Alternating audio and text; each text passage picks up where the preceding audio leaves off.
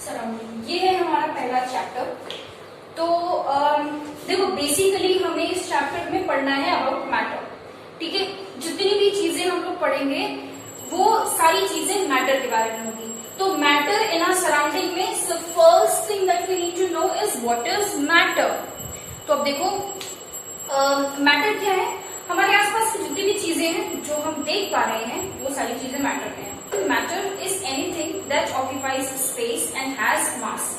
कोई भी ऐसी चीज जो आप अपने आसपास देख रहे हैं जो कि स्पेस ऑक्यूपाई कर रही है और जिसके पास मास है, वो सारी चीजें आ जाती हैं आपके मैटर में। अब जैसे मतलब every possible thing that you can see, pani, pen, books, fan, table, this room, walls, curtains, everything is matter.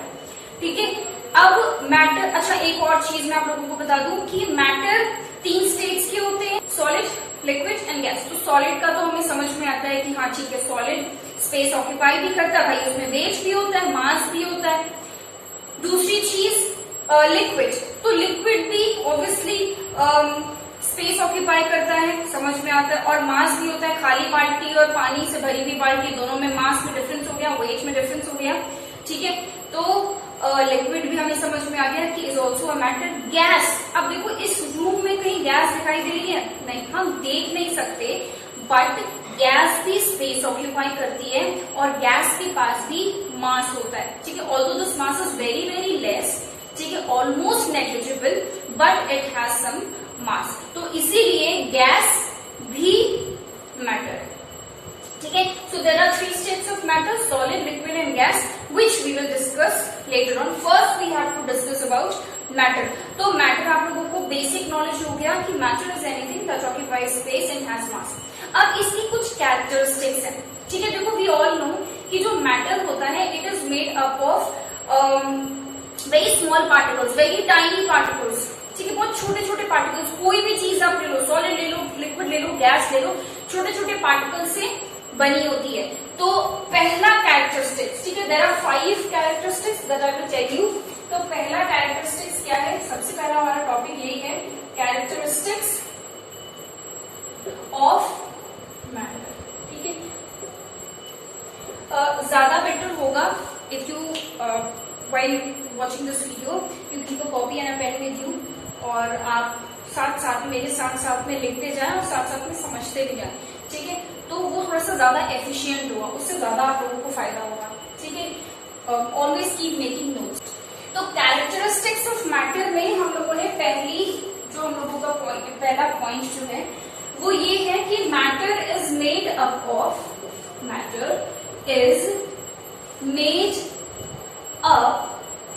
Of infinite number of particles. ठीक है, मैटर जो होता है वो छोटे छोटे पार्टिकल से बना होता है और ये बहुत सारे होते हैं, मतलब यू कांट इवन इमेजिन कि वो कितने सारे होते हैं। ठीक है, तो matter is made up of infinite number of particles. This is first characteristics of matter. अगला देखो, मैटर के जो पार्टिकल्स होते हैं, जो पार्टिकल्स है these are very very small, इतने स्मॉल कि आप इमेजिन नहीं कर सकते। तो नेक्स्ट पार्ट हम ये लिख सकते हैं कि particles of matter are very small. ठीक है, बहुत ज्यादा छोटे होते हैं। इमेजिन करने के लिए, एक अंदाजा लगाने के लिए मैं आपको एक एग्जाम्पल दे सकती हूँ कि आपने देखा होगा कि जो सुई की नोक होती है, ठीक है, जो पतली सी जो सिलने वाली जो सुई होती है उसकी जो नोक होती है कितनी बारीक होती है? उस छोटी सी नोक में मिलियंस ऑफ पार्टिकल्स होते हैं। Can you imagine? मिलियंस, उतनी छोटी सी जगह पे मिलियंस ऑफ पार्टिकल्स। अब आप सोच लो उतनी सी जगह पर इतने सारे पार्टिकल्स होंगे तो उसका साइज क्या होगा? बहुत छोटा, मतलब बहुत ही ज्यादा छोटा। यहाँ पे इनफाइनाइट का मतलब होता है अनकाउंटेबल। ठीक है, अनडिफाइंड, जिसको आप बता नहीं सकते, मतलब हम काउंट करके नहीं बता सकते कि कितने पार्टिकल से बना होगा मैटर। ठीक है, it is that much huge number, तो इसीलिए इनफाइनाइट वर्ड यूज किया जाता है। तो matter is made up of infinite number of particles. Next point मैंने बता दिया कि particles of matter are very very small. अब अगला पॉइंट देखो, ये जो पार्टिकल पार्टिकल्स होते हैं, मैटर के जो के बीच में जो पार्टिकल्स होते हैं, इनके बीच में स्पेस होता है, ठीक है। अब चाहे वो सॉलिड हो, चाहे वो लिक्विड हो, या फिर वो गैस हो, इनके बीच में स्पेस होता है। देखो कैसे, देखो गैस के पार्टिकल्स तो सबको पता है कि गैस के पार्टिकल्स, देखो मान लो ये दो पार्टिकल्स, तो गैस के पार्टिकल्स इतने दूर दूर होते हैं, ठीक है, इनके बीच में इतना स्पेस होता है, ठीक है। तो गैस के पार्टिकल्स में स्पेस है, तभी वो इतना ज्यादा मूव कर पाता है, ठीक है। तो गैस का पार्टिकल हमको समझ में आ गया। लिक्विड के पार्टिकल्स में स्पेस होता है, but the space is very less, ठीक है। मतलब अगर कोई लिक्विड है तो उसके पार्टिकल्स यहाँ पर होंगे, इतने पास पास, इतना सा स्पेस होगा बस इनके बीच में। क्या सॉलिड के पार्टिकल्स के बीच में भी स्पेस होता है?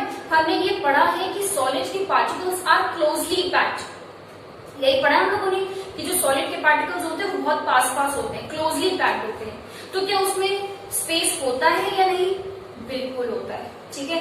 पार्टिकल्स चाहे सॉलिड का हो, चाहे लिक्विड का हो, या फिर गैस का हो, स्पेस सारे पार्टिकल्स में होंगे, ठीक है।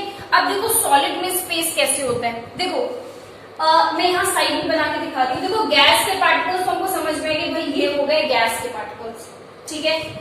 लिक्विड के पार्टिकल्स बनाने होंगे तो ये हो गए पास पास में लिक्विड के पार्टिकल्स।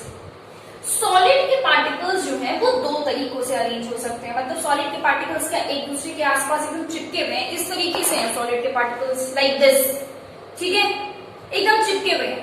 तो क्या इनमें स्पेस होगी या नहीं? आओ जरा देखें स्पेस होती है कि नहीं। मैं यहाँ बना रही हूँ, देखो मान लो ये कुछ पार्टिकल्स मैंने बना रही हूं मैं, पार्टिकल्स ऑफ सॉलिड। ओफो गंदा लग रहा है।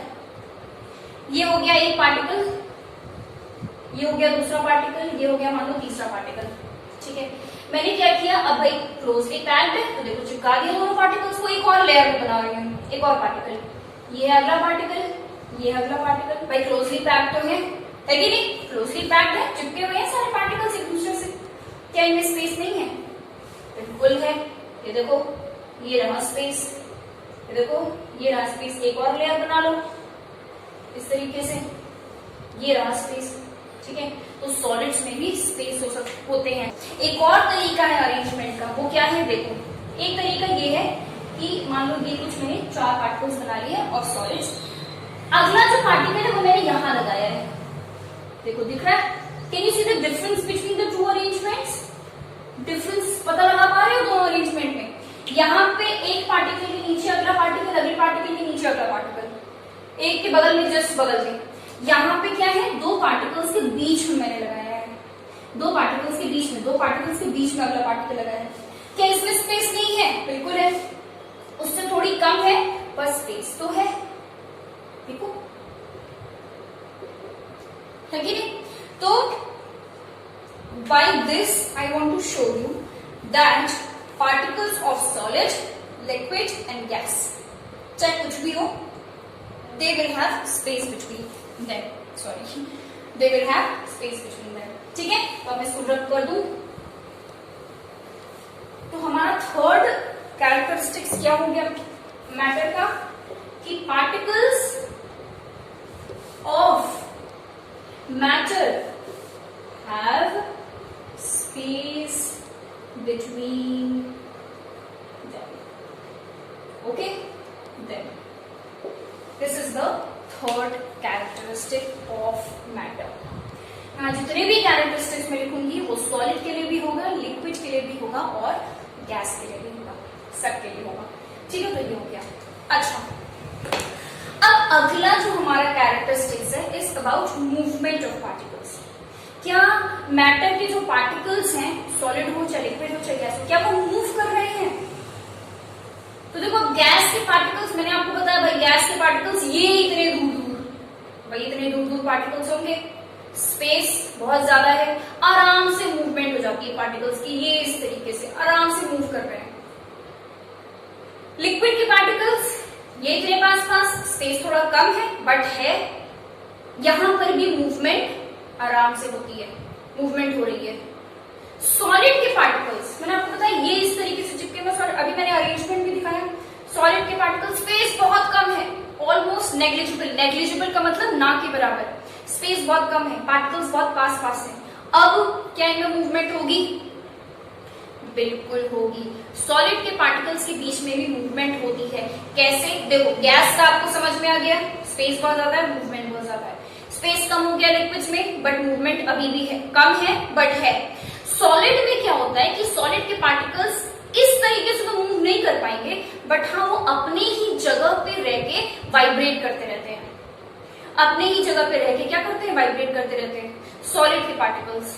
समझ में? इनफैक्ट आप लोगों ने क्लास 8 में साउंड चैप्टर में ये पढ़ा होगा कि सॉलिड्स में वाइब्रेशन, सबसे साउंड कैसे ट्रैवल करता है? Through vibrations. ठीक है, साउंड को ट्रैवल करने के लिए मीडियम चाहिए। इन क्लास 8 ये चैप्टर है साउंड, जिसमें आपने ये सारी बातें पढ़ी होंगी। तो sound requires a medium to travel. कैसे मूव करता है? Through vibrations. और किसमें सबसे ज्यादा ट्रैवल, सबसे जल्दी ट्रैवल कर लेता है साउंड? In solid. क्यों? क्योंकि सॉलिड में वाइब्रेशन सबसे ज्यादा है, वाइब्रेशन सबसे ज्यादा, साउंड उतनी तेज ट्रैवल करेगा। ठीक है, तो थ्रू सॉलिड्स साउंड जो है वो सबसे तेज ट्रैवल करता है। मेरे बताने का मतलब ये है कि वाइब्रेशंस जो है वो सबसे ज्यादा सॉलिड्स में होती है। इसीलिए आपने देखा होगा कि जो मंदिर के घंटे होते हैं वो इसके सॉलिड के ही बने होते हैं। जब हम उसको बजाते हैं तो एक आवाज आती है टन। ये क्यों हुई? ये बीच में करके जो आवाज आई है वो क्यों आई? Because of vibration. ठीक है, तो गैसेस के पार्टिकल्स कैन मूव, लिक्विड्स के particles can also move, and solid के particles they vibrate on their position. तो ये हो गया हमारा थर्ड कैरेक्टरिस्टिक्स। चौथा हमारा हो जाएगा कि particles of matter are continuously moving. मतलब क्या? कि वो कभी भी रुकेंगे, वो हमेशा हर वक्त मूव करते रहेंगे। This is the fourth characteristic. ठीक है, लिख लो। Done with this, let us move on to the fifth characteristics. Fifth वाला क्या है कि it is about force of attraction. ठीक है, तो वो कोई भी मैटर हो, ठीक है, उसके पार्टिकल्स जो होते हैं वो हमेशा एक दूसरे को अट्रैक्ट कर रहे होते हैं। किसी किसी में ज्यादा होता है अट्रैक्शन, किसी किसी में कम होता है अट्रैक्शन। ठीक है, तो गैस के पार्टिकल्स भाई बहुत दूर दूर है, स्पेस बहुत ज्यादा है, तो फोर्स ऑफ अट्रैक्शन मतलब कि पार्टिकल्स एक दूसरे को कितनी स्ट्रांगली खींच रहे हैं, अट्रैक्ट कर रहे हैं। फोर्स ऑफ अट्रैक्शन गैसेस में सबसे कम होगा। मतलब गैस के पार्टिकल्स एक दूसरे को इतना ज्यादा नहीं अट्रैक्ट कर पाते। अंडरस्टूड? ठीक है, अब लिक्विड के पार्टिकल्स स्पेस थोड़ा सा कम है गैसेस से, ठीक है, बट फोर्स ऑफ अट्रैक्शन इसमें ज्यादा होगा क्योंकि पार्टिकल्स एक दूसरे के बहुत पास पास है। ये वाला जो पार्टिकल है लिक्विड स्टेज में, ये पार्टिकल दूर नहीं जा सकता, बस इतना ही, क्योंकि दूसरे वाले ने पकड़ के रखा हुआ है, जा नहीं सकता ये कहीं पर। ठीक है, गैस के पार्टिकल में फोर्स ऑफ अट्रैक्शन कम है, इसलिए दे कैन मूव, दूर दूर जा सकते हैं। लिक्विड्स के पार्टिकल्स में फोर्स ऑफ अट्रैक्शन ज्यादा है, इसलिए ये पार्टिकल इससे ज्यादा दूर नहीं जा सकता, यही आसपास घूमता रहेगा। सॉलिड्स में फोर्स ऑफ अट्रैक्शन भाई सबसे ज्यादा। आपको पता है कि सॉलिड के पार्टिकल अपने ही जगह पे वाइब्रेट करते रहेंगे, हिल नहीं सकते। क्यों? क्योंकि दोनों ने एक दूसरे को एकदम अच्छे से पकड़ के रखा हुआ है। तो फोर्स ऑफ अट्रैक्शन सॉलिड्स में सबसे ज्यादा, उससे कम लिक्विड में और सबसे कम गैस में। पर फोर्स ऑफ अट्रैक्शन सब में होती है, कोई भी मैटर हो, कोई भी स्टेट ऑफ मैटर हो। ठीक है, तो फिफ्थ जो कैरेक्टरिस्टिक हमारा होगा वो होगा कि particles of matter have force of attraction. ठीक है, have force of attraction between them, लिख लो, between them. ठीक है, these are the 5 characteristics of matter that you need to know, और ये पांचों आपको एकदम अच्छे से याद हो जाने चाहिए। ठीक है, याद कैसे होगा? देखो, इनके ना कीवर्ड्स याद कर लो। जैसे इनफाइनाइट नंबर ऑफ पार्टिकल पहला कीवर्ड हो गया, दूसरा कीवर्ड हो गया वेरी वेरी स्मॉल, तीसरा हो गया space between them, continuously moving, और उसके बाद फिर फोर्स ऑफ अट्रैक्शन। ठीक है, इस तरीके से आपने कीवर्ड्स तैयार कर लिए। ठीक है, तो जब भी आपको याद करना होगा तो कैसे याद करोगे? पहला पॉइंट क्या था? Infinite number of particles. ठीक है, दूसरा पॉइंट क्या था? वेरी वेरी स्मॉल, तीसरा था स्पेस बिटवीन देम, चौथा है कंटिन्यूअसली मूविंग, और फिफ्थ है फोर्स ऑफ अट्रैक्शन। इस तरीके से आपका एक भी पॉइंट मिस आउट नहीं होगा। पहला क्या बताया, इनफाइनाइट नंबर ऑफ पार्टिकल्स, दूसरा क्या बताया, वेरी वेरी स्मॉल, तीसरा स्पेस बिटवीन देम, चौथा कंटिन्यूअसली मूविंग, और पांचवा फोर्स ऑफ अट्रैक्शन। इस तरीके से अच्छे से रट डालो, 3-4 बार बोलते रहोगे, खाना खाते वक्त, ठीक है, नहाते वक्त, सोने से पहले एक बार बोल लिया, रिवाइज कर लिया, तो वो अपने आप में पांचों याद हो जाएंगे। ठीक है, बहुत आसान है। So these are the characteristics of matter. Next हमारा टॉपिक है स्टेट्स ऑफ मैटर। ठीक है, लिख लो इसको, आई होप आप लोगों ने लिख लिया होगा। ठीक है, तो let me clear the board first. So next topic हमारा जो है, it is about the states of matter. ठीक है, जो 3 स्टेट्स हम लोगों ने डिस्कस किया, सॉलिड, लिक्विड एंड गैस, उसके बारे में हमको पढ़ना है। तो हेडिंग डाल लें, states of matter. How many states do we have? We have got 3 states. एक हो गया आपका सॉलिड स्टेट, दूसरा हो गया आपका लिक्विड स्टेट, और तीसरा हो गया आपका गैसियस स्टेट। ठीक है, गैसियस स्टेट बोला जाता है, सॉलिड, लिक्विड एंड गैस।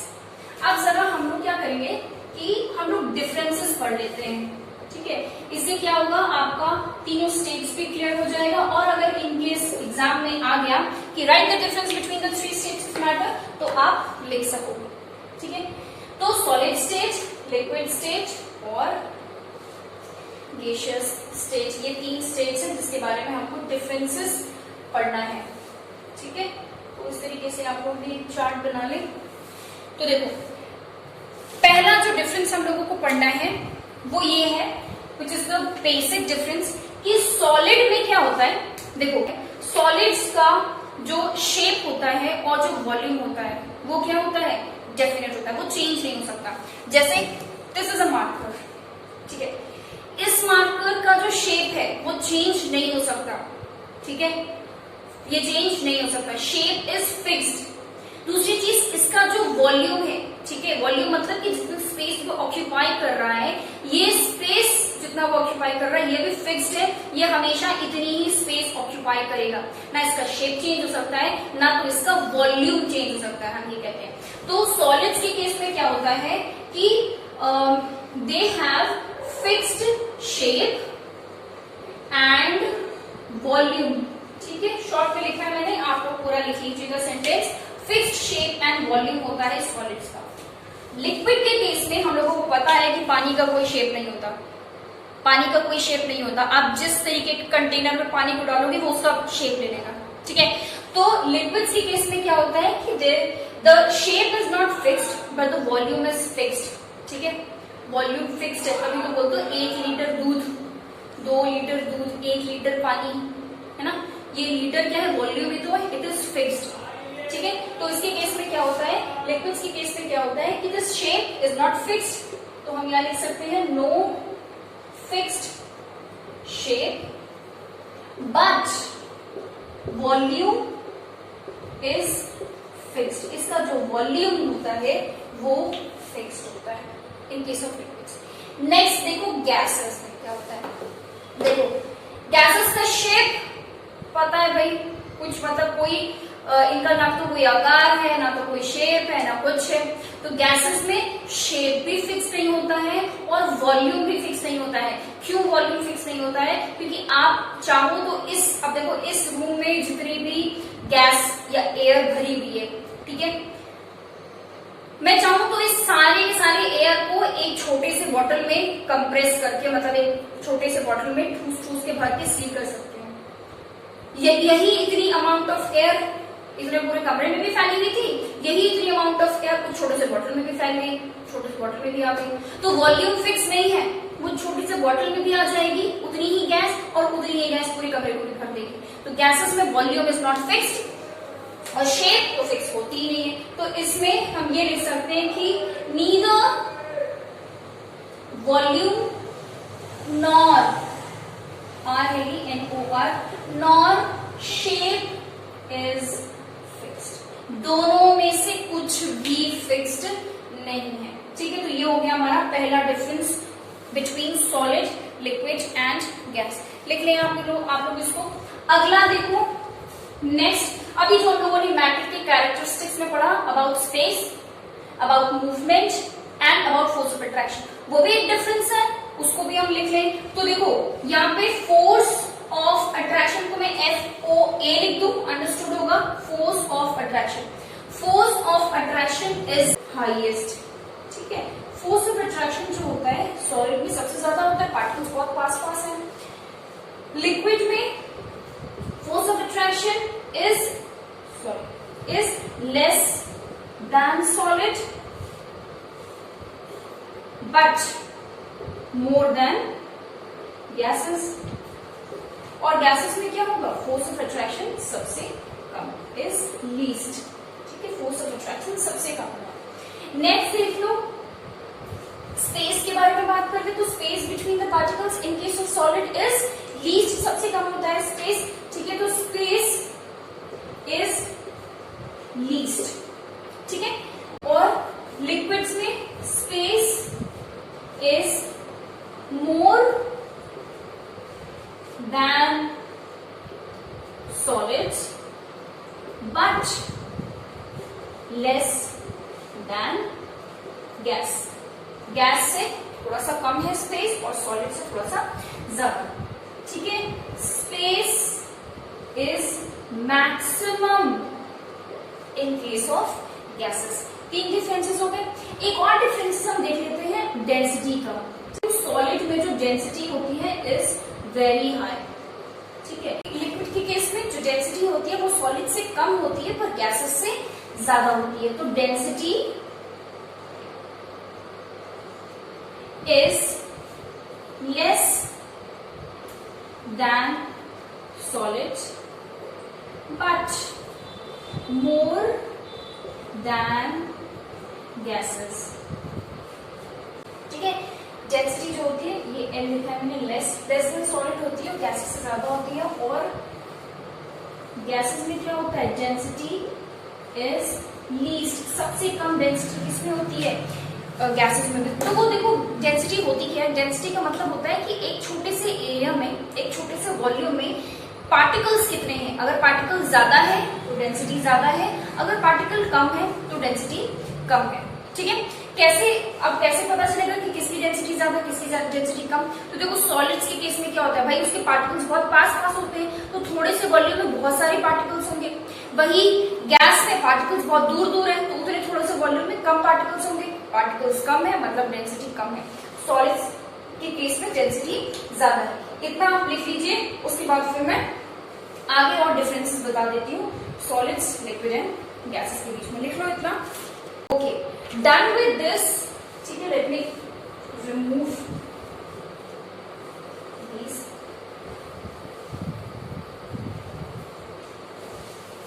चलो अब इसके आगे कुछ और डिफरेंसेस पढ़ लेते हैं, ठीक है। कुछ नए टर्म्स। सबसे पहली चीज तो कंप्रेसिबिलिटी क्या होती है, ठीक है। कंप्रेसिबिलिटी का मतलब होता है कि कौन कितनी आसानी से कंप्रेस हो सकते हैं। कंप्रेस का मतलब हम प्रेशर अप्लाई करके पार्टिकल्स को पास लाने की कोशिश कर रहे हैं, ठीक है। मतलब जैसे गैस को आप कंप्रेस कर सकते हो, क्यों, क्योंकि उसमें स्पेस बहुत ज्यादा है। पार्टिकल्स अगर आप प्रेशर अप्लाई करो तो पार्टिकल्स पास आ सकते हैं इन केस ऑफ गैसेस। लिक्विड में थोड़ी सी कंप्रेसिबिलिटी है, बहुत थोड़ी सी, ऑलमोस्ट इनकम्प्रेसिबली होते हैं वो भी। बहुत कम स्पेस है, थोड़ा सा बस कंप्रेस कर सकते हो, पास लेके आ सकते हो क्योंकि स्पेस ही नहीं है। सॉलिड्स के केस में भाई स्पेस तो ना के बराबर है, बहुत थोड़ा सा स्पेस है, इसलिए सॉलिड्स में कंप्रेसिबिलिटी नहीं होती। हम यही मानते हैं कि कंप्रेसिबिलिटी नहीं, आप कितना भी कंप्रेस करोगे सॉलिड के पार्टिकल्स और पास नहीं आ सकते, पहले से इतने क्लोजली पैक्ड है, स्पेस ही नहीं है, ठीक है। तो what is compressibility? Compressibility is the ability of a matter to be compressed, ठीक है। Compressibility is the ability of a matter to be compressed. आप इस चीज को लिख लो, कंप्रेसिबिलिटी क्या है। Compressibility it is the ability of a matter to be compressed. तो सॉलिड्स के केस में सॉलिड्स क्या होते हैं, इनकम्प्रेसिबल होते हैं, ठीक है। लिक्विड्स भी इनकम्प्रेसिबल माने जाते हैं क्योंकि इनमें स्पेस बहुत ही कम है, almost negligible. Gases are compressible, gases जो होते हैं वो क्या होते हैं, दे आर कंप्रेसिबल। ठीक है, नेक्स्ट पॉइंट देखो, नेक्स्ट पॉइंट जो हमारा है इंपॉर्टेंट है वो है डिफ्यूजन पे। अच्छा, डिफ्यूजन से पहले एक और वर्ड आप लोगों ने देखा होगा, फ्लूइड्स। ठीक है, फ्लूइड्स, फ्लूइड्स का मतलब कोई भी ऐसी चीज जो कि फ्लो कर सकती है उसको हम बोलते हैं फ्लूइड्स। क्या सॉलिड फ्लो कर सकता है? नहीं। मैंने यहाँ पे ये डस्टर रखा हुआ है, क्या डस्टर फ्लो कर सकता है, बह सकता है क्या? नहीं। तो सॉलिड्स फ्लो नहीं कर सकते, ये फ्लूइड्स नहीं कहलाते हैं। ठीक है, solids are not called fluids. ठीक है, लिक्विड्स के केस में लिक्विड्स फ्लो कर सकते हैं। ठीक है, फ्लो होने की टेंडेंसी होती है, पानी के अंदर जाता है, बहने लगता है, तो लिक्विड्स को हम फ्लूइड्स बुला सकते हैं। गैसेस के केस में क्या है, ऑब्वियसली बात है भाई, गैस तो फ्लो करता ही है, बहती रहती है हवा, तो इसीलिए गैसेस को भी हम फ्लूइड्स बुला सकते हैं। ठीक है, अब नेक्स्ट जो चीज हमको पढ़नी है वो है डिफ्यूजन। ठीक है, डिफ्यूजन इंपॉर्टेंट है, ये पूछा जाता है एग्जाम में। Now what is diffusion? देखो, डिफ्यूजन का मतलब क्या होता है कि जब कोई दो अलग अलग मैटर्स आपस में इंटरमिक्स हो जाए ऑटोमेटिकली, अपने आप। ठीक है, जब कोई दो अलग अलग मैटर आपस में एक दूसरे से इंटरमिक्स हो जाते हैं, ठीक है, उसके पार्टिकल्स इंटरमिक्स हो जाते हैं, then that is called diffusion. अब देखो, क्योंकि सॉलिड के पार्टिकल्स के बीच में तो स्पेस ही नहीं है क्या, स्पेस ही नहीं, तो उसके अंदर किसी दूसरे मैटर का पार्टिकल तो घुस ही नहीं सकता। जब स्पेस ही नहीं है तो कोई दूसरे मैटर का पार्टिकल उसमें घुस सकता है क्या? नहीं। तो दैट इज वाई सॉलिड इनडिफ्यूजिबल होते हैं, इसमें डिफ्यूजन की प्रॉपर्टी नहीं होती है। ठीक है, दीज आर नॉट डिफ्यूजिबल नहीं है ये। तो देखो, लिक्विड्स के केस में क्या होता है, लिक्विड्स में डिफ्यूजन इज पॉसिबल बिकॉज उनके पार्टिकल्स के बीच में क्या होता है, स्पेस होता है, तो उस स्पेस के अंदर किसी दूसरे मैटर के पार्टिकल्स आराम से आ सकते हो और इंटरमिक्स कर सकते हैं। Same is the case with gases, क्योंकि गैसेस में भी यही होता है कि स्पेस क्योंकि पार्टिकल्स में है, इसलिए आराम से डिफ्यूजन हो सकता है, पार्टिकल्स इंटरमिक्स हो सकते हैं, तो इस केस में भी डिफ्यूजन हो सकता है। Now you know that solids में डिफ्यूजन नहीं हो सकता, बाकी लिक्विड और गैस दोनों में ही डिफ्यूजन हो सकता है because of the space between the particles. अब कुछ एग्जाम्पल देख लेते हैं जिसमें कि हम देख लेते हैं कि देखो, सबसे पहले मैंने ले लिया कि लिक्विड में लिक्विड, ठीक है, लिक्विड में लिक्विड डिफ्यूज हो सकता है। इसका एक एग्जाम्पल है, देखो अल्कोहल। आप लोगों ने देखा होगा कि जो लोग ड्रिंक करते हैं वो ड्रिंक्स को पानी में मिक्स करते हैं, ठीक है, तो पानी में डिफ्यूज हो जाते हैं दोनों के पार्टिकल्स, अल्कोहल के पार्टिकल्स और वाटर के पार्टिकल्स दोनों वाटर में डिफ्यूज हो जाएंगे।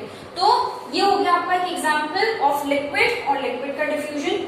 एक और एग्जाम्पल ले लेते हैं लिक्विड और सॉलिड का डिफ्यूजन। इसका एग्जाम्पल क्या हो गया, सॉल्ट प्लस वाटर। अगर आप पानी में सॉल्ट डालेंगे तो सॉल्ट के पार्टिकल्स वाटर के बीच में जो स्पेस है, वाटर के पार्टिकल्स के बीच में जो स्पेस है उसके अंदर इंटरमिक्स हो जाएंगे। दूसरा एग्जाम्पल नेक्स्ट हम लोगों ने देख लिया लिक्विड प्लस गैस का। तो देखो ऑक्सीजन गैस जो है वो वाटर में डिसॉल्व हो जाती है, ठीक है, जो गैसेस है वो वाटर में, कुछ गैसेस, सारी नहीं, कुछ गैसेस वाटर में बहुत आसानी से डिसॉल्व हो जाती है। For example oxygen. तो जो मरीन एनिमल्स होते हैं, जो एक्वेटिक एनिमल्स होते हैं, जो पानी में रहने वाले जीव जंतु होते हैं, जो फिशेज होती हैं, उसमें आप लोगों ने देखा होगा कि वो लोग गिल्स के थ्रू ऑक्सीजन को अंदर लेती हैं। ये ऑक्सीजन कौन सा है, हवा का? नहीं ना, क्योंकि वो तो हवा के कॉन्टैक्ट में ही नहीं है, वो तो पानी के अंदर है। तो पानी में जो ऑक्सीजन डिफ्यूज होता है, ठीक है, पानी में जो ऑक्सीजन डिसॉल्व होता है उस ऑक्सीजन को वो लोग लेते हैं। तो these are the 3 examples of diffusion in liquid. तो गैसेस के एग्जांपल में देख लेते हैं। सबसे पहला गैस प्लस गैस का। तो देखो आप लोगों ने देखा होगा कि जब हम अगरबत्ती जलाते हैं तो अगरबत्ती की खुशबू धीरे धीरे करके पूरे कमरे में, फिर पूरे घर में फैल जाती है कि नहीं, ठीक है। तो गैस प्लस गैस का एक एग्जाम्पल हो गया आपका इंसेंस स्टिक, या इंसेंस स्टिक की जो स्मेल होती है, प्लस एयर। एयर में जब इंसेंस स्टिक की खुशबू जब फैल जाती है तो वो गैस और गैस दोनों में आपस में क्या हो रहा है, उसके पार्टिकल्स इंटरमिक्स हो रहे हैं, डिफ्यूजन हो रहा है। नेक्स्ट देखो गैस प्लस सॉलिड का हम अगर एग्जाम्पल ले लें तो स्मोक प्लस प्लस एयर। जब हवा में स्मोक डिफ्यूज हो जाती है, आपने देखोगे कि धुआं, किसी चीज को जलाओ तो उसमें धुआं निकलता है, वो जो धुआं निकल रहा है वो क्या है, black suit, it is solid, actual में सॉलिड है, लगता है कि गैस है पर है वो सॉलिड। तो स्मोक इज अ सॉलिड और एयर में वो डिफ्यूज हो गया। अगला देखो, गैस में अगर हम डिफ्यूज करते हैं किसी लिक्विड को, तो जब हम गैस में लिक्विड डिफ्यूज करेंगे उसका एग्जाम्पल हो गया जैसे आपका फॉग प्लस एयर। ठीक है, हवा में जब फॉग मतलब धुंध, ठंडियों के मौसम में, तो वो जो धुंध है वो क्या है, लिक्विड है, it is actually water vapours. ठीक है, मॉइस्चर है वो, तो वो लिक्विड है जो कि डिफ्यूज है किसमें, एयर में। So these are some of the differences between solid, liquid and gases. और भी बहुत सारे डिफरेंसेस, वो तो आप लोगों को बहुत कॉमनली पता है, ये कुछ ऐसे हैं जो आप लोगों को पता होना चाहिए, जो मैंने आज आप लोगों को बता दिया। एंड नेक्स्ट क्लास में इसके आगे हम कुछ टॉपिक्स कवर करेंगे। इसमें हम लोगों ने दो नई चीजें सीखी है, वो है कंप्रेसिबिलिटी और diffusion, which you must know. और इसके आगे के टॉपिक्स हम नेक्स्ट वीडियो में मैं लेके आऊंगी। और thank you for watching this video. If you like the video, give it a thumbs up and subscribe to the channel if you have not done it yet. और comment section में लिख देना in case you have any advice और suggestion. I will try my best कि मैं उसको follow करूं। और keep supporting me to make more of these videos. और नेक्स्ट वीडियो में फिर हम इसके आगे टॉपिक्स कवर करेंगे। Thank you.